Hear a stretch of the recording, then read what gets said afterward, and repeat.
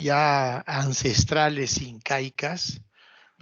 Alguna que otra vez se me acerca la abuelita cuando salgo de la atención del parto o de la misma cesárea, a avisarles a los familiares que estuviesen presentes que todo está yendo bien o si se necesita algo, ¿no? Me preguntan, doctor, ¿me puede dar la placenta? Yo todo pues escandalizado les digo, bueno, no señora, la placenta se queda aquí, o sea, pero hay gente pues que cree en sus costumbres, ¿no?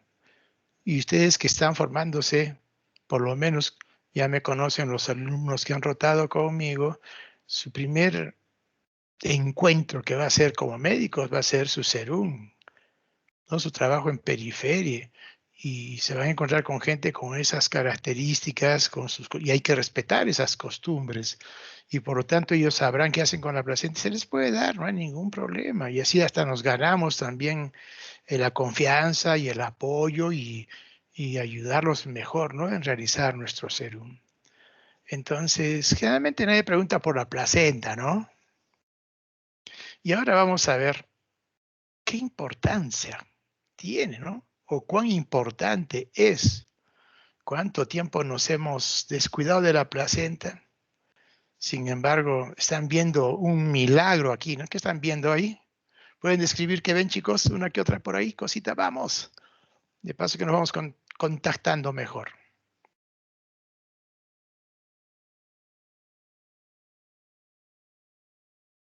El cordón umbilical. Claro, ¿y de qué color lo ves el cordón umbilical? Muy bien. Medio crema, entre transparente también por partes. Sí, ¿no es cierto? Eso es un blanco nacarado, decimos nosotros, ¿no? Y por ahí a unos trayectitos que tienen un color azuladito, ¿no? ¿Se dan cuenta? Una porción. Bueno, aquí, ¿no? Ven aquí, ¿no? ¿Sí? ¿Se ve? Mira lo que estoy señalando. Por aquí, ¿no? Son Sí, por los vasos doctor. sanguíneos, ¿eh? ¿Qué habrá aquí? ¿Qué hay aquí? ¿Qué vasos hay? En el cordón umbilical. Porque esta es la inserción. Miren, en el centrito, ¿no? Céntrica, ¿no? Mira, toda la torta placentaria está casi en el centro. A veces este cordón se inserta aquí, ya tenemos una clase para ver todo este tipo de anomalías. Excéntrico, lateral o de repente como una especie de inserción excéntrica o en vela, ¿no? Con raqueta la inserción. Pero bueno, aquí está bien formadita. Mira estos vasitos, ¿no? Mira los troncos de las arterias, porque las arterias están superficiales y las venas están por debajo. Es un promedio de 15, 18, ¿no? Que abarcan hasta la periferia. Y ni qué decir dentro de la torta, ¿no? Entonces, esto es lo bonito, ¿no? Y vamos a hacer todas las funciones que vamos a ir desarrollando. Entonces, hoy estamos 5 de abril y empezamos. Entonces, ¿qué se sabe, no? Miren el embrioncito aquí, tendrá pues sus 8, 10 semanitas máximo. Miren, dentro de una burbuja que viene a ser, ¿qué? El saco. Amniótico, ¿no es cierto? Claro, ¿no? Miren, totalmente aislado del cordón umbilical y aquí, la placenta. Entonces, mire esta unión, ¿qué significa? Que aquí el embrión, mientras logra su madurez e independencia extrauterina, va a tener pues, que utilizar a la placenta, que viene a ser no es otra cosa que su riñón, por aquí va, como producto del metabolismo en el embrión, va a tener que eliminar, ¿no? Sus desechos, ¿no? Igual entonces la placenta va a ser su riñón del embrión. El pulmón, por aquí también pasa, usted sabe, ¿no? El intercambio gaseoso a través del espacio intervelloso, que es donde se produce todo, tanto los alimentos, solutos, proteínas, inmunoglobulinas. Acabamos de ver un seminario, ¿no? Hermoso sobre la que es la inmunización en el embarazo, todo ello. El hígado, que también le ayuda a todas esas proteínas que no tiene el embrión, pues le van a pasar por aquí, que van a favorecer su crecimiento. Hasta que llega a su maduración fetal, ¿no? Y a veces no llega a madurar, ¿no es cierto? A veces hay partos prematuros, menos de 37 semanas, y Por eso es como no está maduro, pues tiene que hacerse todo el esfuerzo para que se vaya adaptando antes de tiempo al medio extrauterino. ¿Por qué? Ya no tiene pues el riñón, no tiene ese pulmoncito, no tiene ese hígado, ¿no? Entonces, miren aquí cómo va. Estamos viendo esa dependencia que tenemos. Ahora, ¿cómo es que vamos a hablar alguna introducción de cómo es que tolera, ¿no? La madre, el organismo materno, a un ser extraño, un semialogénico, ¿no? Mitad mamá, mitad papá en cuanto a su componente genético, ¿no es cierto? Entonces se mantiene así con esta dependencia hasta que ya madura pues, el embrión, generalmente extrauterino. Por lo tanto, ya respira también aire, importante, ¿no? Ya el oxígeno que le llevaba por el espacio intervelloso, ahora ya lo consigue a través de las vías respiratorias, ¿no es cierto? Mucho tiempo el estudio de la placenta ha estado relegado porque todo se lo lleva, obviamente, como ustedes lo han visto, el embrión, ver el sexo, ¿no? El fetito cuando nace, cómo llora, a quién se parece, si tiene los deditos completos y los ojitos y la boquita y el paladar que no esté con problemas y todo ello, ¿no?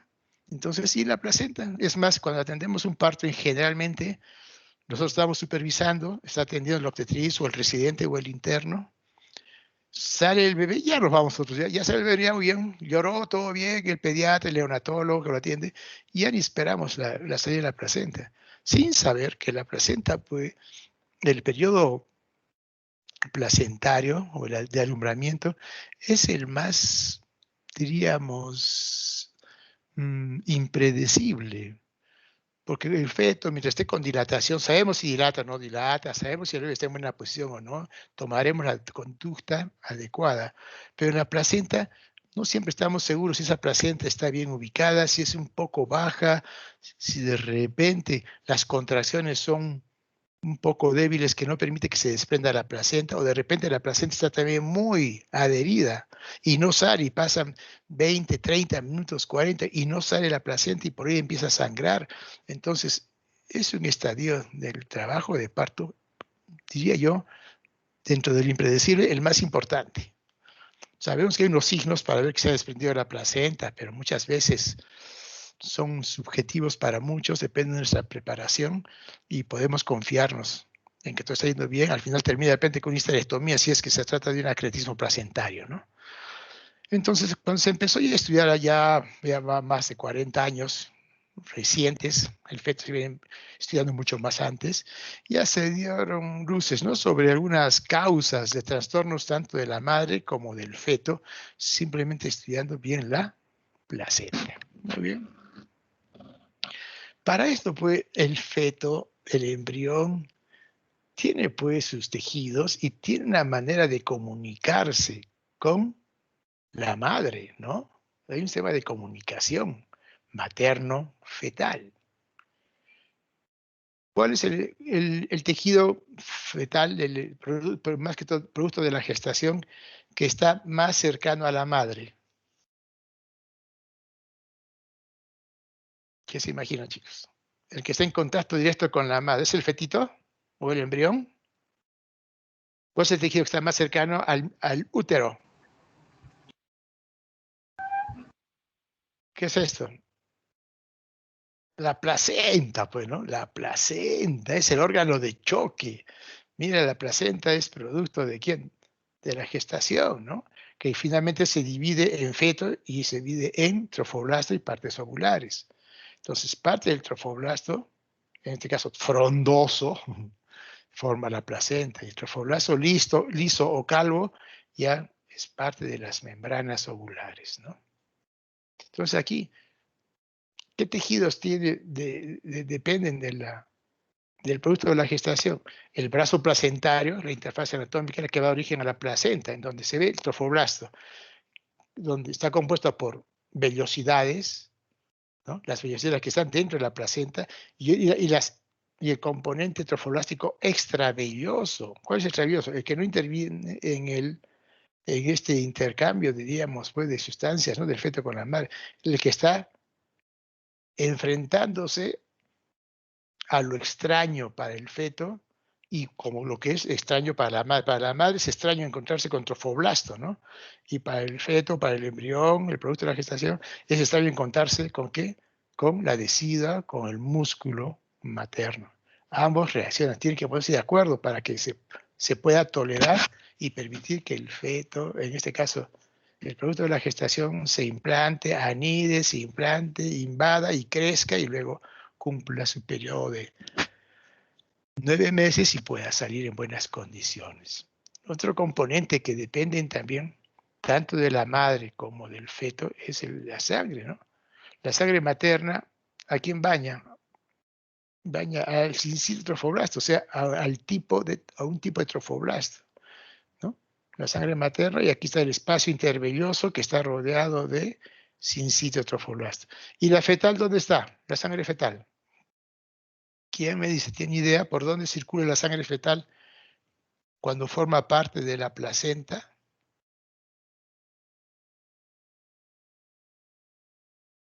Están dentro de las vellosidades.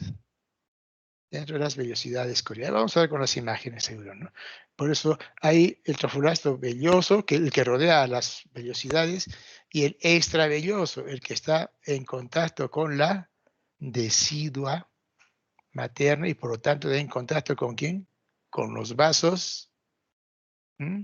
¿Qué tipo? Las arterias helicinas o helicoidales, ¿no? Que son los que vienen de la madre. Entonces, de la sangre, la sangre materna está en el espacio intervelloso y la sangre fetal está dentro de las vellosidades coriales. Y con esta distribución decimos que la placenta, la circulación dentro de la placenta es hemocorioendotelial, porque tiene que atravesar estas paredes para para poder pasar todos los nutrientes, el oxígeno, el líquido, en ambos sentidos, ¿no? Tipo hemo. El hemo está dado por el espacio intervelloso, la sangre materna. El corio, que ya depende, es otra barrera, que ya depende de quién, corio, ¿no? Depende del feto. Y el endotelio, que viene a ser la pared de los vasos sanguíneos que están dentro de las vellosidades, ¿no? Coriales del embrión. Entonces, ese es el brazo anatómico, ¿no? Que es parte de este sistema de comunicación. ¿Cómo se comunica, ¿no? El feto con la madre? A través de estos nutrientes que entran al bebé y a través del metabolismo también cómo los elimina, ¿no? Después de haberlos utilizado el feto embrión. Y el vaso paracrino ya es la interfase anatómica representada por quién? Por el amnios y el corium, ¿no? En este caso es el corium liso, porque aquí está el corium frondoso que va a dar lugar a la placenta. Entonces, esta comunicación materno-fetal se da a raíz de esta yuxtaposición tanto anatómica como bioquímica, porque así como anatómicamente vemos que están en contacto, mira, con la placenta y a través también de los amnios y del corium liso, pero también un intercambio a través de las paredes de las membranas y también del espacio intervelloso, aspectos bioquímicos. Entonces, miren esta asociación, esta comunicación, pero como verán, aquí desapareció el fetito anatómicamente. ¿Por qué? Verán que todo esto, el bebé nada tiene que ver, no se pone en contacto. Ya vamos a ver el sistema, el complejo mayor de histocompatibilidad, es lo que da la compatibilidad, valga el término, para que acepte o no al embrión, ¿no? Entonces, inicialmente, ¿cómo empieza este desarrollo humano? Se inicia con la fertilización, ¿no es cierto?, del ovocito, y una vez que empieza la fertilización, comienza a dividirse, ¿no es cierto?, el clivaje del cigoto. Después de la fertilización, ¿que se produce dónde? En la trompa, generalmente en promedio en el tercio externo de la trompa, ¿no? Minutos o pocas horas antes de la ovulación. Horas, ¿ah? No estamos hablando de días. Por eso cuando hablamos de la píldora del día siguiente, y recién la tomamos a las 24, 48, máximo 72 horas, y si hubo la fertilización, ya estaba ahí el producto ahí, porque ya llega, ¿no?, a fertilizarse en minutos o en pocas horas. Por eso es que muchos lo consideramos a la pastilla iridescente como un microabortivo, ¿no? Cuidadito entonces. Entonces, el ovocito ya maduro es aquel que está conformado, es el cigoto, ¿no es cierto? Por 46 cromosomas, 23 del padre, 23 de la madre, ¿no? Y a raíz de esto comienza la segmentación, comienza el clivaje, ¿no? En 2, ¿no? 4, 16, 12, 16, hasta llegar a la etapa de mórula, ¿no? Que se produce, la aeróbica está bien formadita al cuarto día, ¿no? Desde que se produjo la fertilización, todavía está en la trompa. Luego aquí el blastocisto ya hasta sexto, séptimo día, cuando hay blastocisto ya está en la cavidad uterina, pero todavía no se ha implantado. Ya se ve cómo se va esbozando la formación de la masa celular interna y la masa celular externa, la que va a dar interna al embrión y la que va a dar origen al trofoblasto. ¿Sí? Bien, algo aquí para que tengan una idea, ustedes conocen muy bien esta ovulación, ¿no? Y la anidación del embrión. Miren, se produce la ovulación, viene el espermatozoide, ¿no? Y va formándose el clivaje, ¿no? Los pronúcleos negativos, femenino y masculino. Mira, comienza ya por peristaltismo, ¿no? Comienza a un mecanismo retrógrado, anterógrado cuando va el espermatozoide y cuando una vez que se implanta regresan, ¿no? ¿No? Primera división, a las 30 horas ya se produce la primera división. Fase 4, ya siendo de células, de 4 células. Aquí, primera división, 2 células a las 30 horas. Al cuarto día, mientras todavía está en la trompa, al cuarto día está la formación de mórula. Y ya al quinto día ya está entrando a la cavidad abdominal. Ya se formó una cavidad, por eso se llama blastocisto, cisto vesícula, ¿no? Como una vesícula interna. El momento sigue descendiendo, al sexto día ya la blástula ya está más definida, la masa celular interna de la masa celular externa del trofoblasto. Y finalmente al séptimo día, en promedio, ya se produjo la anidación, ya se implantó, ¿no? Aquí estamos viendo ya implantado la anidación al séptimo día. ¿Séptimo día de qué? De la fertilización. ¿En qué día se produce la fertilización? En promedio, el día 14. 14 más 7, o sea, el 21 día en promedio del ciclo fecundante ya se está implantando. Mientras tanto, mucho puede suceder aquí, ¿no? Por eso que al tomar la pastilla el día siguiente, por decirles, hay que tomarlo antes de las 72 horas, que lo va a agarrar ya por esta etapa, ¿no? Miren, comienza entre el cuarto, quinto día, aquí estamos al tercer día, en etapa ya va a estar llegando de mórula, miren, ya está en plena división. De tal manera que cuando llega aquí al endometrio va a encontrar un endometrio totalmente hiperplásico, estimulado por una cantidad masiva de progesterona, y eso impide una buena anidación, y por eso es que viene la regla y se va con el embrión, ya estaba ya en su etapa por lo menos de blastocisto. No deja que se implante. ¿Está claro? Entonces, el cigoto humano temprano, hablamos de 2 blastómeros, ¿no? Que está constituido prácticamente con sus 2 células, con el cuerpo polar, y está rodeada por un líquido que es el líquido perivitelino y la membrana rodeada por la zona pelúcida gruesa, ¿no? Va dividiéndose 4, 8, llega a las 58 células y ya se puede definir cuál se va de las células que van a formar el feto, el embrión, perdón, y las que van a formar el trofoblasto subyacente. Entonces, el blastocisto de 107 células. ¿Qué significa? Y aquí, como decimos aquí, 8 células van a dar origen al embrión y el resto de las 107, esas 99, van a dar lugar al trofoblasto. Entonces, la implantación, inmediatamente antes, ya estamos hablando de qué día, del 6 al 7º día, ¿recuerdan? Ya desaparece la zona pelúcida. Requisito indispensable para que se pueda implantar, ¿no? Aquí está miren, está en la luz de la trompa, está en contacto, ya está implantando y aquí ya penetró, ya miren, está totalmente cubierto, ¿no? Está dentro del, ¿qué tejido viene a ser toda esta parte? Toda la reacción decidual, ¿no es cierto?, del útero.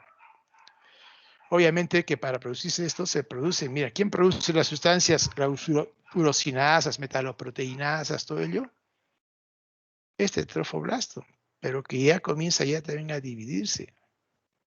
Se ha anidado dentro del endometrio, quedando incluido completamente dentro de él. ¿Y cómo se nutre aquí? Está pequeñísimo, ¿no? Hay una inhibición glicogénica que encuentra aquí, en la parte del, donde anida, ¿no? En las profundidades del endometrio, y eso es una subfusión, y ahí se van alimentando todas las células que están en un crecimiento, de contracerebral, porque tienen que buscar cuanto antes que llegar a la sangre materna. ¿Dónde está la sangre materna? ¿En qué espacio dijimos? ¿En dónde están? ¿En qué arterias? Las arterias selicinas, ¿no? Hasta ahí tienen que llegar para recién formarse el espacio intervelloso y comienza a nutrirse ya con todos los nutrientes que tiene la madre. Entonces vamos a ver, y este trofoblasto, imaginen, mira cómo está el útero, mira la luz, mira cómo va proliferando las células trofoblásticas, porque quieren buscar ¿qué? Como hemos dicho aquí, ¿no? Parte de estas lagunas sanguíneas, ¿no? Que dependen de la madre, que todavía no llegan a ser las arterias selicinas. Entonces, tiene características biológicas de invasividad, el trofoblasto. Obviamente, justamente tiene papel en la nutrición de este nuevo ser y funciona también como un órgano endocrino en el embarazo. Ustedes van a ver también en otro seminario cuántas funciones endocrinas, cuántas hormonas se produce en la placenta para favorecer el crecimiento y desarrollo del embrión.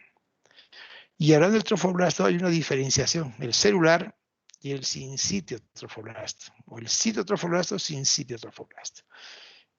El citotrofoblasto porque tiene células que ven aquí, miren, es el que está más pegado al embrión, que aquí están, ¿no? Con sus dos, ¿no? El disco, con sus dos placas nada más, el epiblasto y el hipoblasto, o sea, el ectocervix y el endocervix. Todavía no está formado el meso. El endoblasto y el ectoblasto. Y el mesoblasto que está en el medio. Entonces está bien delimitado el trofoblasto celular. Y luego bien está formado por células propias, cada uno con su respectiva membrana celular bien delimitado. Y aquí hay mitosis, porque a los finales, al producir mitosis es que va a ir alimentando ¿a quién? A la formación más externa, es el sincitio trofoblasto. Está formado fundamentalmente por células de Langhans, muy importantes estas células, ¿no?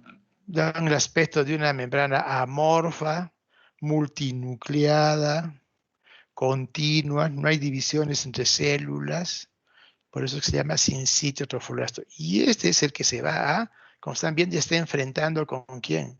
Con el tejido materno extraño, a través de formación de, poco a poco, conforme va madurando esta invasión, a la vez que queda el trofoblasto enladecido y va invadiendo, va formando a la vez vellosidades, como a la vez el trofoblasto extravellositario, ¿no? El que está en contacto directo con los tejidos maternos.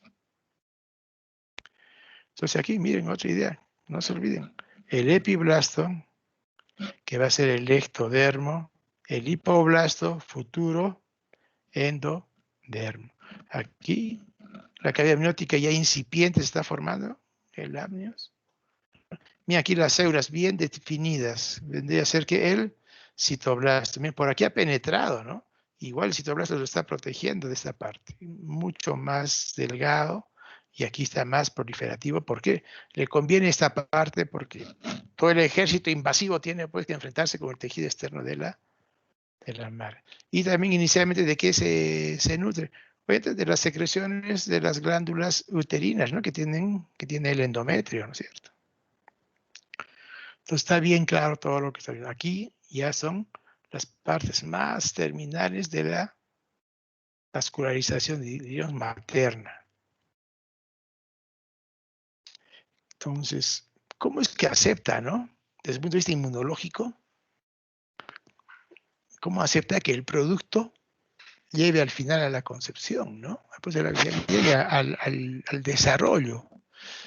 Se esbozaron muchas teorías que al final fueron rechazadas, como por ejemplo, hablaban de una inmadurez antigénica embrional, o sea, como que el embrión no tenía respuesta inmunológica, pero no se encontró que habían antígenos leucostarios humanos en etapa muy precoz, se descartó. Dos, una respuesta inmunitaria materna muy disminuida, no es que esté muy disminuida, es consecuencia a algo, como ya vamos a ver, ¿no? La interacción de dos factores fundamentales para la aceptación inmunológica del producto de la concepción. Tres, esta teoría decían que tenía que haber decidua para que verdaderamente no se pueda implantar. Pero ¿y cómo la teoría por sí misma se rechazaba? Porque, ¿y cómo se producen los ectópicos en donde ahí no hay decidua, ¿no? O sea que el ectópico no solamente puede ver en la trompa, que puede ver también ahí, ¿no? Decidua. Pero también se puede ver en el ovario, se puede ver en los intestinos. Se implantan y siguen creciendo, en los embarazos abdominales, embarazos cervicales. Entonces, por eso se rechazó. Entonces, se habló en ese tiempo que la aceptación y supervivencia entonces en el útero se atribuye a la inmunología de los trofoblastos, no de la decidua. Se pensaban que todo dependía de cómo se comportaba el trofoblasto en cuanto a su componente inmunológico. Todavía sigue habiendo algunos enigmas, pero surgieron dos aspectos nuevos en ese punto de vista, que ustedes, como les digo, lo van a revisar mucho mejor en el seminario que vayamos a tener, para que veamos, nos introduzcamos en la intimidad molecular incluso de este fenómeno. Para ello intervienen, miren, dos factores para esta adaptación inmunitaria del producto de la concepción. Uno, dicen que hay una expresión del sistema, ¿no?, del complejo mayor de histocompatibilidad en los trofoblastos. O sea, el trofoblasto, que es derivado de quién, del producto de la gestación. Algo sucede con este sistema, alguna falla tiene que suceder en el complejo mayor de histocompatibilidad, que hace que engañe a quienes, a estos linfocitos especiales que se encuentran en la decidua. Es como una garita que tiene la madre que de no permitir que entre ningún antígeno, ningún cuerpo extraño, por decirlo, ¿no? Que es un tipo determinado de linfocito que ustedes lo conocen muy bien. Entonces algo tiene que haber en esta relación para que pueda desarrollarse, implantarse y conseguir su nutrición y crecimiento del producto de la concepción. Entonces hablemos, ¿qué pasa entonces con los trofoblastos? Hay algo con su componente inmunológico, ¿no? Entonces se habla que la expresión de los antígenos del complejo de mayor histocompatibilidad que hay en los trofoblastos. Esto es la inmunocompetencia, tiene que ver con el complejo mayor de histocompatibilidad. Que a las finales nosotros hablamos de los antígenos leucostarios humanos, que son los análogos humanos del complejo mayor de histocompatibilidad. Entonces, los antígenos del complejo mayor de histocompatibilidad clase 2, se entiende que hay una clase 1, pero la clase 2 están ausentes en los trofoblastos en todas las etapas de la gestación. Entonces, para que se produzca el embarazo y se desarrolle, que con antígenos del complejo mayor de histocompatibilidad estarán presados, los de clase 2 o los de clase 1. Los de clase 1, porque si tuviesen los de clase 2, puede ser una causa del por qué se rechazan los embarazos y no llegan máximo abortos de repente precoces, ¿no? Y no llega porque de repente, por alguna causa, por algún motivo, es que se expresan el antígeno mayor de histocompatibilidad clase 2. Como estamos viendo aquí, a las finales solamente hay los antígenos de este tipo en la clase 1. A ver, vamos a ver. Entonces vamos a ver lo que nos interesa, ¿no? Expresión trofoblástica de los antígenos leucocitarios humanos o del complejo mayor de histocompatibilidad clase 1. Entonces, este permite que de una implantación normal, que va a depender de qué? De una invasión trofoblástica controlada. ¿Y esto de quién depende? ¿El trofoblasto que está dónde? ¿En las vellosidades o el que está fuera de las vellosidades? La que está, el extravellositario, que es el que está en contacto directo con los tejidos maternos, ¿no? El extravillositario. De igual manera depende del endometrio, depende de la decida, ¿no? Que haya un buen endometrio, porque como decimos en el estópico, que todo está débil, o bien en otro sitio que sea en el ovario o en los intestinos, pues no va a crecer, ¿no? Y también que tenga unas buenas arterias helicinas. ¿Por qué? ¿Qué hacen las arterias helicinas? Son las que van a proporcionar la nutrición, ¿no? Al producto de la concepción. Si no hay buena componente vascular hematológico, pues no se va a poder nutrir el embrión. Entonces, todo este mecanismo permite, ¿no?, esta invasión, pero también tiene que ser una invasión limitada. ¿Qué tal si la invasión es más exagerada de lo que corresponde? ¿Qué produciría con el tiempo? ¿Qué tipo de problemas? ¿Qué se imaginan, chicos? ¿No? Es una invasión. Si la invasión drástica sigue, va a condicionar que una placenta anormalmente implantada, ¿no? Se dice. O sea, que puede llegar una placenta íncreta, pércreta, ¿no? En general, ¿no? Una placenta, ¿no?, con anomalía en la invasión trofoblástica. Por eso tiene que ser un mecanismo controlado. Entonces, involucra, para que se dé esta implantación controlada, la invasión, hay dos mecanismos. ¿Cuáles son ellos? Uno que depende de quién, de la madre a nivel de la decida. Son los linfocitos glandulares grandes o natural killer decidual. Eso por parte de la madre.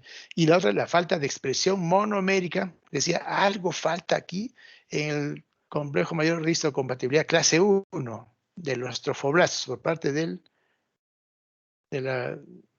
producto de la concepción.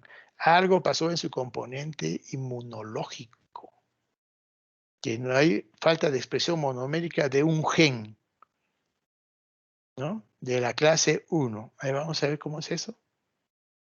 A ver, ¿cómo es esta expresión del gen del leucocitario humano tipo 1? Normalmente los genes del complejo leucocitario humano están en el brazo corto del cromosoma 6. Y aquí hay 17 genes de la clase 1 del antígeno leucocitario humano. 17 genes, de los cuales los más importantes dentro de los clásicos es el A, B, C. Y dentro de los otros, el E, F y G. Tomen en cuenta, miren, de este gen leucocitario humano clase 1, ¿no?, tipo G. Ambos, o sea, tanto los genes clásicos como los que hemos mencionado aquí, pueden codificar antígenos leucocitarios humanos clase 1A y 1B. Esto lo vamos a ver a qué se refiere cuando hagamos el seminario. Entonces, los antígenos leucocitarios humanos tipo G solo se encuentran en humanos. Y de las células del citotrofoblasto extravellositario, o sea, el que se enfrenta ¿con quién? Dijimos, con estos natural killer, ¿no?, deciduales. El trofoblasto contra estos leucocitos, ¿no? Y se les atribuye, ¿no?, la expresión de un gen único, monomérico, para el antígeno G. ¿Y qué característica le da este gen? Una característica permisiva. O sea, no se enfrenta con el antígeno, con los leucocitos glandulares grandes o natural killer, ¿no? D. Por eso es que no chocan. Es una acción permisiva gracias a esta característica monomérica del antígeno del leucocitario humano tipo G. ¿Ya? Por eso aquí, claro, dice, para que se exprese el antígeno leucocitario humano tipo G, considerar la población inusual de linfocitos de la decidua del ser humano. O sea, para que no se exprese, ahora, se va a expresar si no se encuentra frente a estos leucocitos. Pero cuando se encuentran, entonces como que se achica. Dije, no, no voy a pelear con este es muy bravo. Entonces me quedo tranquilo, me grita, me insulta, todo lo que quiera, le permito que con idea de que me deje pasar a ver, al verlo al Melgar, ¿no? Y no tengo la entrada, pero me va a decir de todo y me entro para ver mi partido, ¿sí? Entonces, tiene que haber una capacidad permisiva del antígeno leucocitario G, que aparece esta capacidad cuando se presenta frente a la decidua en donde se encuentran ¿qué? Los linfocitos citolíticos naturales uterinos, natural killer uterinos o deciduales. Igual son dependientes de la madre, ¿no? Entonces, ¿quiénes son? Ya hemos hablado del trofoblasto. Ahora, ¿quiénes son estos linfocitos citolíticos? Derivan del tejido linfoide y de la médula ósea. Prácticamente son lo mismo que los linfocitos citotóxicos, por eso son natural killer. Presentan solo en la fase lútea media. Cuando no hay embarazo, no hay fértiles, se desintegran, ¿para qué crecemos? ¿Para qué nos multiplicamos? Dicen si no va a haber quién, ¿no? ¿Para qué nos quedamos si no va a haber trofoblasto, ¿no? ¿Contra quién enfrentarme? Y que no tengan, y que esta expresión permisiva del trofoblasto que tiene que gen, nos expresa de qué tipo, el trofoblasta tipo G, ¿no? Implantación del blastocisto. Los natural killers persisten en la decidua las primeras semanas del embarazo. En el primer trimestre es donde están vigilando a ver, ¿le permito o no le permito? De repente pasa algo y ya se produce un aborto, ¿no? Desde el punto de vista inmunológico. Y finalmente la regulación ya permite de la invasión trofoblástica. ¿Quién le dice no? Solamente puedes pasar de la garita aquí de Chile, Perú, 1 kilómetro. Si pasa 1 kilómetro y 1 metro, te mato. Algo así. Aquí regula, ¿no? La invasión trofoblástica. Natural killers segregan aquí un factor estimulante de colonias de granulocitos y macrófagos. Este es el mecanismo. A través de este factor estimulante de colonias, en gran cantidad, dice, permiten y regulan la invasión trofoblástica, ¿no? Porque este factor estimulante de colonias permiten la formación de factores angiogénicos, o sea, le da mayor facilidad para que se produzcan mayor vasos sanguíneos. ¿Para qué? Para que alimenten a ese trofoblasto, porque detrás de él, ¿quién está? El embrión, ¿no? Entonces, las natural killer son las que se encargan en especial de la inmunovigilancia decidual. O sea, esto es, prácticamente diríamos, defiende de cualquier problema infeccioso, además, ¿no? Que puede producirse en la decidua. Y el otro, prácticamente un indicador también de una buena inmunovigilancia.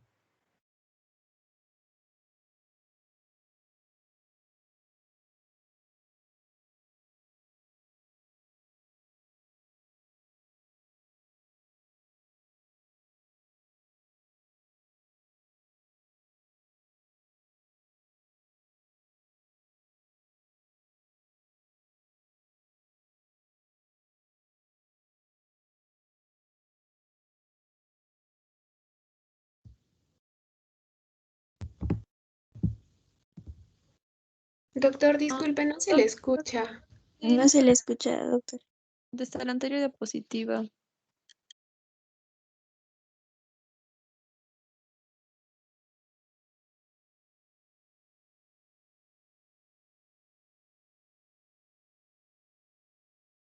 Sigue sin escuchársele, doctor.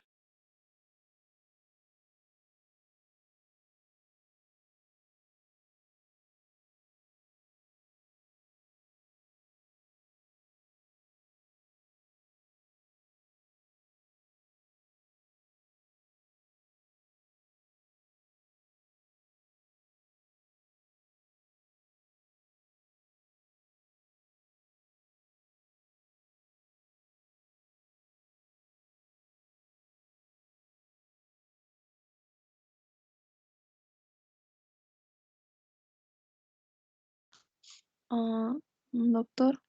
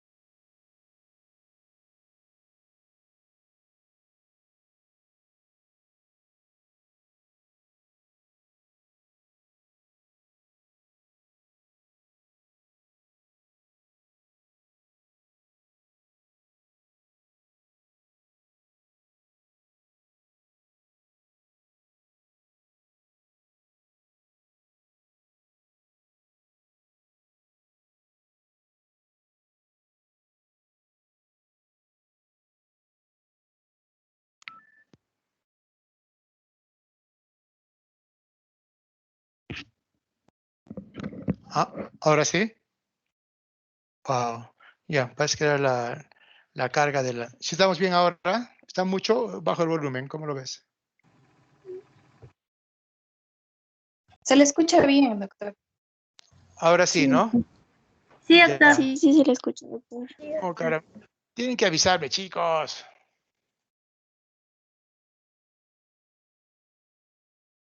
Sí, me estabas llamando, porque es que tengo la pantalla completa. No estoy viendo cómo levantan la manito. Bueno, ¿en dónde se han quedado más o menos? Va a ser una cuestión muy... ¿Por qué? ¿Por qué? Sí. Ah, bueno, es poquito, felizmente. Pocitos uterinos, ¿no? Naturales, ¿sí? Ya. ¿Aló? ¿Sí me escuchan ahora? Sí, doctor. Sí, Sí, Avísenme. doctor. doctor, sí. Ya, perfecto. Estábamos hablando sobre, mira, la expresión del antígeno leucocitario tipo 1, ¿no es cierto? Que fundamentalmente el gen G, en donde se produce una falta de expresión monomérica, ¿no? Que es una, al producirse eso, se da una actividad permisiva. ¿Qué significa permisiva? Permite, ¿no? Que este linfocito leucocitario natural killer uterino no se le vaya encima, o sea, le acepta cualquier agresión con el fin de que pueda implantarse, con el fin de que pueda anidarse, ¿no? No sé, esto es importante, entonces, antígeno leucocitario humano clase 1 tipo G, ¿no? Que se encuentra ¿dónde? En las células del citotrofoblasto extravellositario. Este no se encuentra en el espacio intervelloso, formando parte del trofoblasto de las vellosidades. Pues es una pregunta, ¿no? ¿Qué, qué tipo de antígeno leucocitario humano se encuentra en el espacio conformando las velocidades. Les puedo poner el A, B, C, el D y el G, y ustedes pueden o no poner, ¿no? Dependiendo cómo lo enfoque. ¿De acuerdo? Entonces, como les digo, se dan la mano tanto, ¿no? El componente, digamos, de la expresión del gen del complejo mayor de histocompatibilidad tipo 1, el G, te da la mano ¿con quién? Con los natural killer. Y eso es lo que fundamentalmente permite que se implante y siga su crecimiento. Y de una manera ordenada, ¿no? Y aquí los linfocitos leucocitarios, como les digo, o natural killer uterinos, derivan del tejido linfoide, son prácticamente linfocitos citotóxicos, presentes generalmente en la fase lútea media, y cuando no hay embarazo, pues se desintegran. Generalmente estos persisten cuando hay embarazo hasta las primeras semanas del embarazo, máximo en el primer trimestre. Y también permiten una regulación de la invasión trofoblástica, ¿no? No permite que se vaya más allá de donde le corresponde para no producir una placenta ácreta, ¿no? Un tipo de acretismo placentario. ¿Y por qué? Aquí favorecen estos factores estimulantes de colonias de granulocitos y macrófagos que se producen en gran cantidad, producen factores angiogénicos. Al haber más sangre, más lagos venosos, entonces permite que se alimente mejor el producto, ¿no? De la gestación. Entonces las natural killer uterinas son las que se encargan, en especial, dice, de la inmunovigilancia decidual. Claro, no dejan pasar, ¿no? Especialmente en casos de infecciones, cosas así. Y en el ser humano, como les mencionaba, ¿no? Tiene el ser humano, todos los seres humanos, tenemos los antígenos leucocitarios humanos tipo 1 y tipo 2. Si se ponemos en contacto, ¿no? El embrión humano con los tejidos maternos, se produce una catástrofe, un ataque brutal, y lo van a desaparecer al embrioncito. Pues es tan importante que se mantenga totalmente aislado. Entonces los tejidos embrionarios no deben estar en contacto directo con los tejidos ni con la sangre de la madre. ¿Está claro? Sigamos entonces aquí. Y además de que ya se vence esta, diríamos, esta resistencia inmunológica, también vamos a fijarnos en implantación. Para esto hay unas proteínas, ¿no? Se llaman las integrinas, que son proteínas específicas trofoblásticas que degradan la matriz extracelular del endometrio decidua. A través de un mecanismo que se llama conmutación de integrinas, facilita la migración y fijación de trofoblasto en la decidua materna. Además de esta función que también cumplen, ¿no es cierto?, los natural killer uterinos, quien refuerza esta invasión, diríamos, controlada, también intervienen migración y fijación, ¿no? Esta conmutación de integrinas es un segundo factor. 3. Fibronectina oncofetal, o también llamada trofouteronectina o cola trofoblástica, ¿no? Esta se encuentra también en la decidua, está ubicada entre, ¿no?, el citotrofoblasto y la matriz extracelular. También es parte de entonces, ¿no es cierto?, entre el citotrofoblasto y la matriz extracelular. Un papel importante en la migración y en la fijación trofoblástica en la decidua materna, ¿no? Se forma por trofoblastos extravellosos, al igual que quienes, que la conmutación de integrinas. ¿Dónde estará? ¿Aquí? ¿Dónde está el trofoblasto extravelloso? La parte más externa, ¿no? El trofoblasto que está en contacto con los tejidos maternos, y aquí hay sangre, ¿no? Ya están algunos lagos sanguíneos porque están buscando para nutrir a quién, al embrión, ¿sí? Aquí su identificación puede predecir el trabajo de parto pretérmino.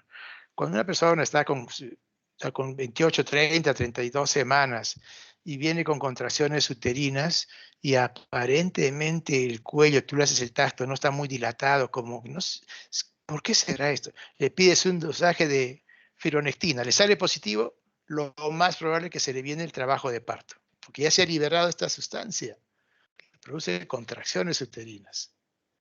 Por eso es que cuando uno hace el tacto digital del cuello, un tacto un poquito exigente, o brusco, puede liberar esta sustancia. ¿Quién? La fibronectina oncofetal.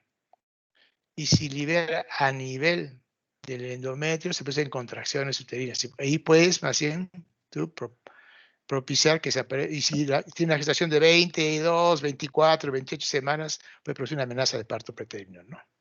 Ese es pero si no pasa nada de esto del tacto, y su función está entre el citotrofoblasto y la matriz extracelular. Deriva del trofoblasto extravelloso. Importante este componente. Aquí vemos cómo se desarrolla, ya vemos entonces cómo es este proceso de la invasión, del mantenerse. Blastocitos iniciales, ¿no? Como evidencia, la gonotrofina coriónica es segregada por células del blastocisto al momento de la implantación. Miren, ¿cuándo se implanta? Hemos dicho en qué día. Al 7º día. Si el embarazo es a las 14 semanas, al 21 día, miren, una semana incluso antes del retraso menstrual, ya se puede hacer dosaje de gonotrofina coriónica y va a salir positiva. Depende del reactivo, que pueda ser sensible, ¿no es cierto? Pero ya se podría encontrar, ¿me entienden? La utilidad clínica de este concepto. Luego hay la implantación y otra invasión. El polo más interno va a ser origen a la placenta, el más interno. Esto es superficial. Miren, el polo más interno. Aquí está el orificio por donde se anidó. El más interno va a dar origen a la placenta, donde también a las finales va a terminar en las vellosidades que cada uno tiene, su sincitio y su citotrofoblasto. Vellositario. Y aquí más afuera estará el extravellositario, ¿cierto? Y el corión liso, mire aquí, el corión liso con la decidua parietal muchas veces se juntan. Hay muy poca irrigación, ven aquí. Viven nada más de las sustancias y elementos nutricios que hay en el líquido amniótico, pero no viven porque reciben nutrición. ¿Se dan cuenta? Pues el corión liso, porque el corión frondoso forma parte de la placenta y el corión liso es el que está formando parte de las membranas, ¿no?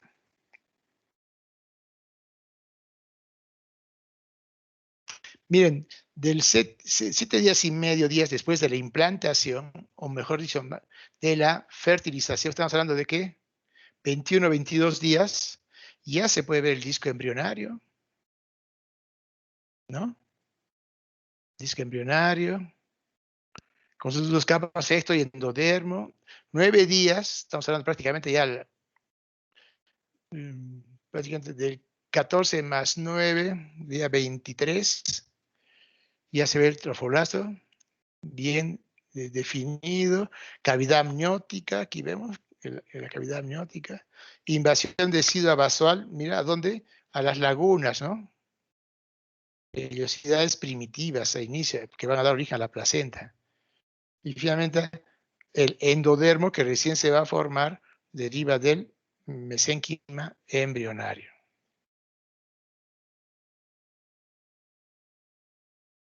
¿Se escucha bien, chicos? Sí, doctor. Sí, Sí, doctor. doctor. Sí, doctor. Perfecto. Entonces, sigamos aquí. La invasión trofoblástica, entonces, ¿qué busca la invasión trofoblástica? Quiere encontrarse con ¿quién? Con la red capilar, arteriolas y al final las arterias helicoidales, las helicinas. ¿Qué produce este trofoblasto extravellositario? Miren, degeneración del músculo liso vascular.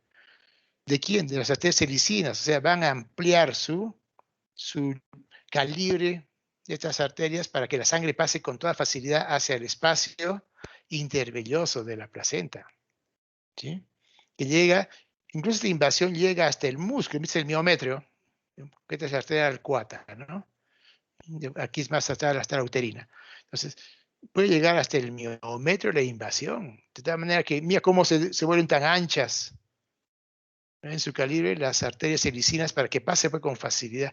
Si no invade muy bien, ¿es el origen de qué? Una teoría que era sobre la llamada invasión trofoblástica, ¿no? Primera y segunda invasión trofoblástica. ¿Origen de qué? Probablemente, ¿se acuerdan, chicos? De la preeclampsia, ¿no? Porque estos vasos, por algún motivo, hay una deficiencia, invasión insuficiente o deficiente invasión trofoblástica. No son capaces de destruir el músculo liso perivascular.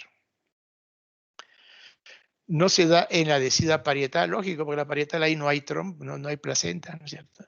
La sangre entra entonces a chorro, de aquí tenía chorro en el espacio intervelloso y baña directamente ¿a quién? Al sincitio trofoblasto. No al cito, no, al sincitio trofoblasto, que viene a ser, ¿qué dijimos? El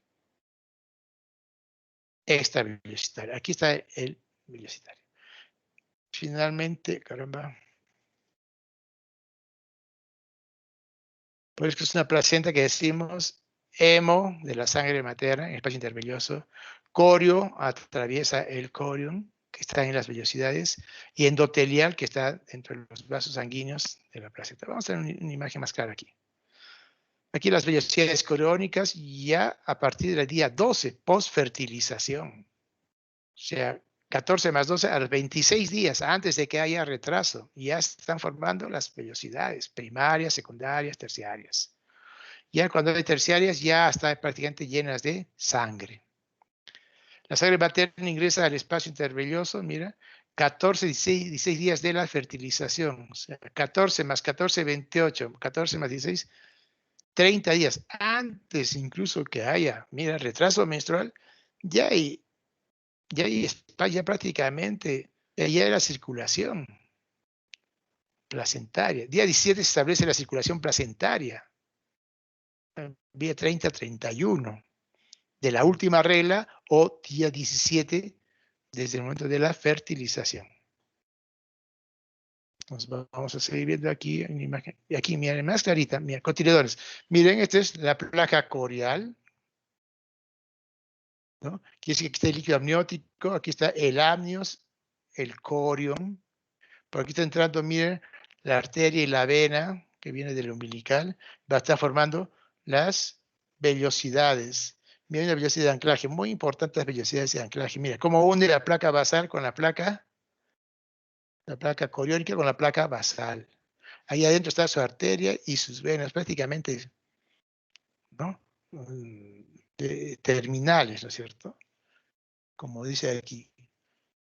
Bien, ¿de dónde dependen? ¿Dónde empiezan las vellosidades? Obviamente de la placa corial, ahí cuelgan, ¿no es cierto? Hay múltiples. Y esto que hay rodeando las vellosidades es el espacio intervelloso, lleno de sangre. ¿De qué tipo dijimos? Sangre, espacio intervelloso, sangre. Mira, viene por aquí. Materna. Materna. Y la sangre que está aquí en los capilares vellositarios, ¿qué sangre es? Fetal, ¿no es cierto? O sea, no se ponen en contacto en ningún momento. ¿Y qué lo divide aquí? El sincitotrofoblasto y el citotrofoblasto. ¿Qué le viene después? El tejido conjuntivo. ¿Y después qué viene? La pared, el endotelio, o sea, la pared de los vasos, bueno, ¿cierto? Fetales. Ahí está, es clarísimo cómo es la barrera placentaria. Todo lo que tiene que atravesar el oxígeno, los nutrimentos, el agua, la glucosa, las proteínas, los anticuerpos para poder llegar a la circulación fetal. Tiene que atravesar, esa es la barrera placentaria. ¿Cuál era, dijimos entonces? Prácticamente sin citotrofoblasto, tejido conjuntivo y el endotelio, ¿no? Vascular fetal.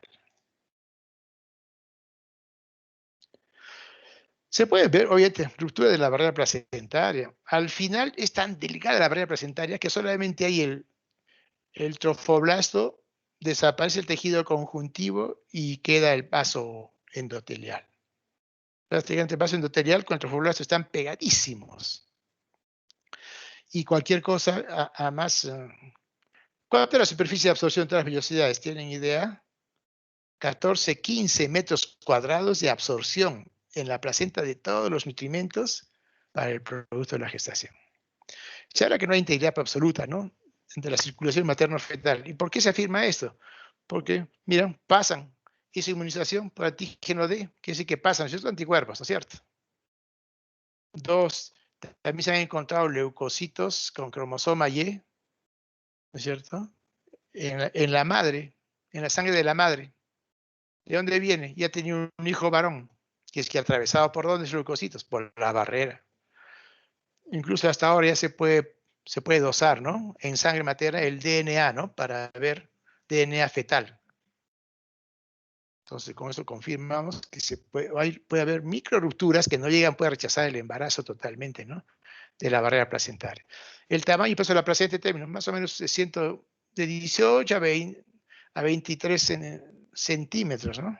18, 23 milímetros de grosor, 2 centímetros y medio, peso en promedio 500, volumen 497 mililitros. Número de cotiledones que puede haber de 10 a 38 cotiledones. Circulación sanguínea de la placenta, entonces, hay una íntima asociación, ¿no es cierto?, entre el lecho capilar fetal y la sangre materna, lo que le decía. Aquí, como se mira el cordón umbilical, miren, las vellosidades, miren, estas son las arterias y las venas de la madre, ¿no es cierto? Y estos son los vasos sanguíneos del feto. Miren las vellosidades, cómo están. Todo lo que es rojo aquí es la sangre materna, o sea, es el espacio intervelloso. Aquí se absorbe y llega aquí, y por la vena va a llegar a la circulación sistémica fetal. Entonces, mira, hay un corte placentario. ¿Qué vemos? Hacemos el corte aquí. ¿Cómo es esta barrera? Este es el amnios, este líquido amniótico, cordón umbilical, el amnios, el corio, por donde están los vasos, están corriendo por los vasos umbilicales, aquí. Las vellosidades coriónicas, mira las vellosidades. El espacio intervelloso, tan importante el espacio intervelloso. La placa decidual, por donde pasa ¿quién? Los vasos maternos, las arterias helicinas. Y aquí, mira, están entrando en el espacio intervelloso. ¿Sí? Y finalmente terminamos con el miometrio. ¿Está clarito? Igual también la circulación fetal, ¿no? La arteria umbilical, hay 2 arterias y una vena, ¿no es cierto? Miren, todo aquí, miren, se quedan dentro de los vasos sanguíneos, no hay contacto. Todo lo que ven rayadito es el espacio intervelloso. Miren cómo sale la sangre, ¿no? No oxigenada y entra oxigenada por parte de la madre a través de los vasos helicinos, ¿no? Y se produce todo esto, este mecanismo. Entonces, fundamental el espacio intervelloso en donde están flotando las vellosidades coriales y adentro están ¿quiénes? Los vasos sanguíneos fetales. La circulación materna, la hemostasia fetal depende, ¿no? Si hay una buena circulación materno-fetal, la salud fetal está prácticamente garantizada. La sangre ingresa, mire, por la placa basal, ¿no? Esta es la placa basal y esta es la placa, dijimos, coriónica, ¿no? Por la placa basal entra, miren, la arteria y salen las venas, ¿no? Casi 120 entradas se tiene por cotiledón. ¿Y cómo empuja? Por la presión arterial de la madre. Si la paciente es hipotensa, imagínense, va a sufrir espacio intervelloso, ¿no? Al final. O al contrario, si es hipertensa también, los vasos van a estar estrechados y no va a entrar tampoco mucho al espacio intervelloso. Mucha oxigenación, muchos nutrientes. Entonces, en cada contracción que va a producir, el ingreso y la salida va a estar un poco restringidos, pero igual siempre se va a seguir llenando el espacio intervelloso. Entonces, siempre el volumen, por más que haya fluctuaciones de las contracciones, siempre el volumen en el espacio intervelloso de la sangre materna se mantiene normal. Entonces, ¿qué regula que la circulación se mantenga? Va a depender mucho de la presión arterial de la madre, de la presión intrauterina, qué tal una hipertonía uterina o una hipersistolia. Permanentemente va a disminuir por el entrada de agua, de sangre, ¿no es cierto?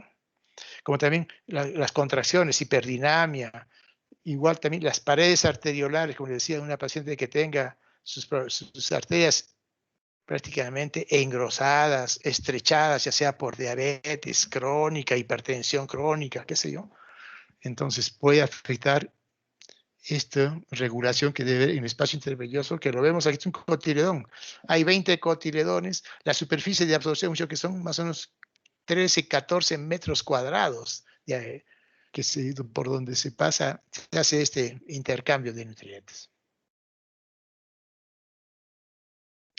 Ahora entramos a las membranas ovulares, ¿no? Es lo que envuelve al huevo, ¿no? Tiene funciones tan importantes como el transporte de solutos y líquidos. Estamos hablando de quiénes, las membranas del amnios, del corion y la decidua, ¿no? Tienen funciones, mira, también producen prostaglandinas, fosfolípidos, ácido araquidónico. También son mediadores de señales hormonales y obviamente un aspecto de aislamiento, ¿no? Tipo como cualquier membrana.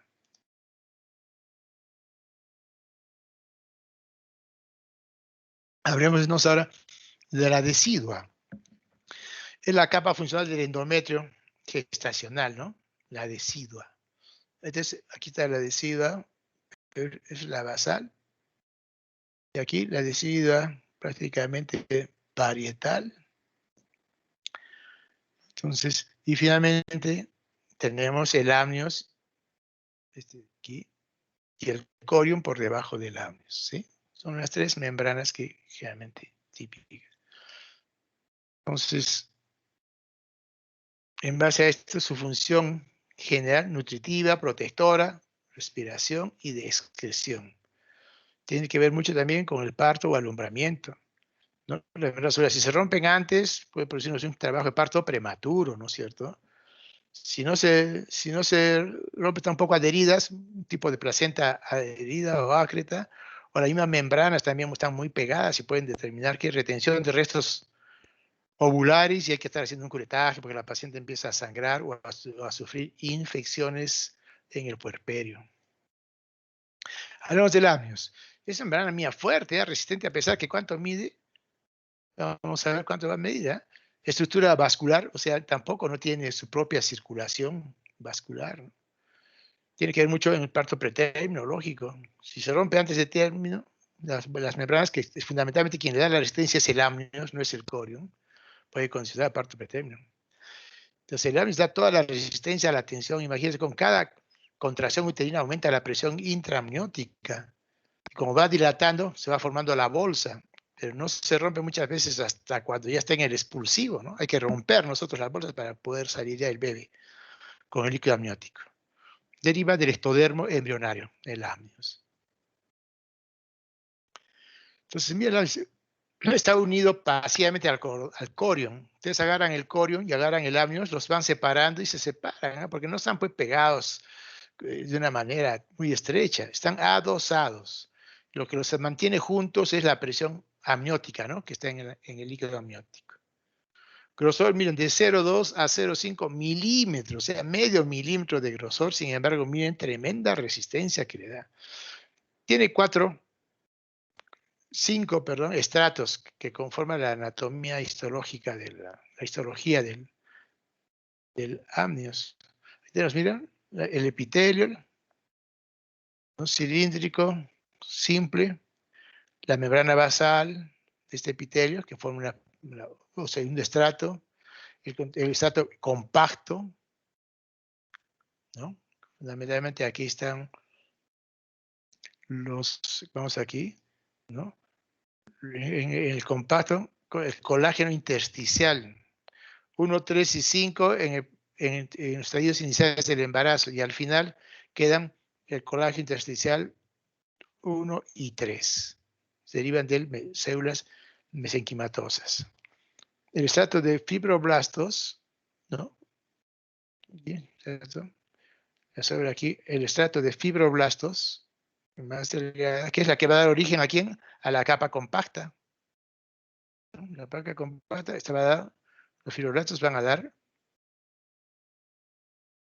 Y finalmente tenemos el estrato esponjoso, que es el que permite que se desplace el amnios sobre el corium.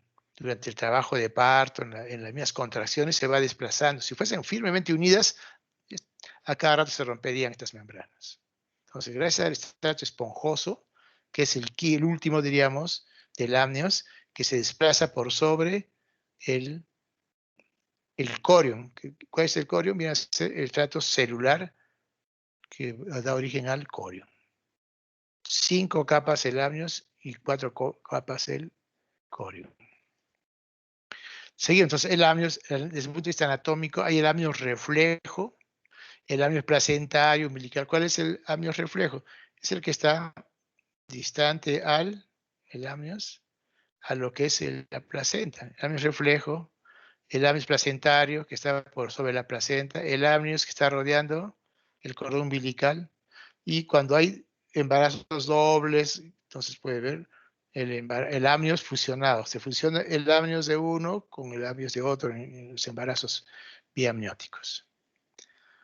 Entonces, más que una simple membrana, puede también tener una actividad, mira, metabólica, transporte de solutos y agua, como se entenderán, hormonas y péptidos, endotelina 1, citosina, factor activador de plaquetas, prostaglandina, C2, todo ello se produce a través de estas membranas amnios. ¿No? Ahora entramos al corion, ¿no? Vamos a ver el corion, deriva de la placa coriónica, ¿no? A partir de la tercera semana, deriva del mesodermo somático extraembrionario, más el trofoblasto. Poco a poco se va atrofiando y va formando el acto. Entonces la placa coriónica y la cavidad, tenemos cavidad coriónica, ¿no? Y aquí, cuando del corion, el que va a dar origen a la placenta, pues puede ser el corion pues frondoso. Y aquí, poco a poco, se va disminuyendo la cantidad de sangre, por lo tanto, va a ser solamente el corion leve o liso. O sea, no tiene, como ven, riesgo sanguíneo fetal propio, ¿no? Corion estructura, entonces, como hemos visto, ya tiene aquí, tiene más bien 4 capas. La primera capa viene a ser la celular, está conformada por fibroblastos también, fibroblastos. La segunda capa, la reticular, también hay fibroblastos, células de Hofbauer, núcleos de las vellosidades secundarias, ¿no? Hasta aquí llegan las vellosidades secundarias. Luego la tercera, perdón, que viene a ser esta negrita, que viene a ser una pseudomembrana basal. Y finalmente ya la placa, el estrato de trofoblasto, ¿no? Que puede estar compuesta de, como dice, 2 hasta 10 células en cuanto a grosor de trofoblasto. Y viene a ser simplemente el corion liso. También cuántas células. A diferencia de las células que tiene aquí el amnios, una sola célula, ¿no? Cilíndrica. Pero que le da la resistencia, ¿cuál viene a ser? ¿Cuáles los estratos? ¿No? La capa compacta. La placa compacta. Muy bien. Y el cordón umbilical. Mide en promedio ¿cuánto? ¿Sí? Medio metro, un poco más, con un diámetro de 8 hasta 2 centímetros de diámetro, aspecto helicoidal, interviene en la circulación del líquido amniótico, también tiene que ver mucho. Se pueden ver falsos nudos y también diferenciar de un nudo verdadero. El nudo verdadero es aquel que conocemos, ¿no? De un engrosamiento simple, diferenciar de un duro verdadero. ¿Se imagina si hubiese un nudo verdadero en el trabajo de parto? Ese nudo se puede ajustar, puede dejar que circule la sangre y se puede morir el producto, ¿no es cierto? Desarrolla del canal ófalo-mesentérico más el pedículo alantoideo. Es el tallo de conexión entonces, ¿no? De la placenta ¿con quién? Con el feto. Estructura, también tiene una vena umbilical, una vena, ¿no es cierto? ¿Cuál es la vena? ¿No? Y 2 arterias, ¿no? Que llevan sangre venosa. Un conducto que habla de, por aquí, ¿se ve el conductito aquí? Que viene a ser restos del saco vitelino o del alantoides. El tejido fibroblástico de revestimiento de los vasos sanguíneos. Hay un tejido también que reviste a todos los vasos sanguíneos. La gelatina de Wharton, que ya la conocen, que es la que llena, es un blanco nacarado. Y el epitelio, que viene a ser derivado de dónde es, del amnios, ¿no? Revestimiento pavimentoso. Aquí gráficamente, para que tengan una idea, aquí le pongo el signo, no sé si lo ven bien, el signo de la máscara. Este es el cordón umbilical, las 2 arterias, los ojitos y la vena, que es más amplia, más grande, ¿no? una ecografía. Es importante porque si vemos solamente una arteria y una vena, podemos asociarlo con algún tipo de malformaciones, ¿no? Entonces es importante evaluar el cordón umbilical en el callo. Aquí con el Doppler, color, miren cómo se ve su estilo helicoidal. Y aquí, como da la vuelta, por aquí está la cabeza y aquí está prácticamente el abdomen, el tórax, el abdomen. Y el cordón contiene esta distribución, generalmente está relacionado con ¿qué? Con un circular de cordón, o puede ser 2 también, o 3, podemos ver esta misma estructura.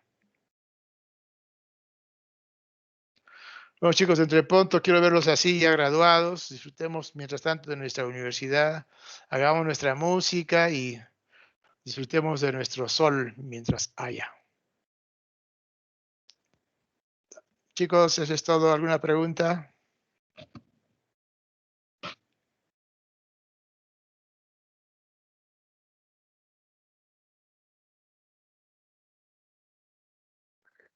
No, doctor, muchas gracias por la clase. Muy bien, ya les hago llegar entonces oportunamente Las diapositivas. las diapositivas. Ya, a ti, Sí, con Luis. Luisa Rejas, sí, perfecto. Ya chicos, gracias, cuídense por favor. Nos estamos viendo en Hasta luego, ratitos. doctor. Hasta Chao. luego, Gracias, doctor. doctor. Hasta Chao. luego, doctor. Hasta luego, doctor. Chao chicos.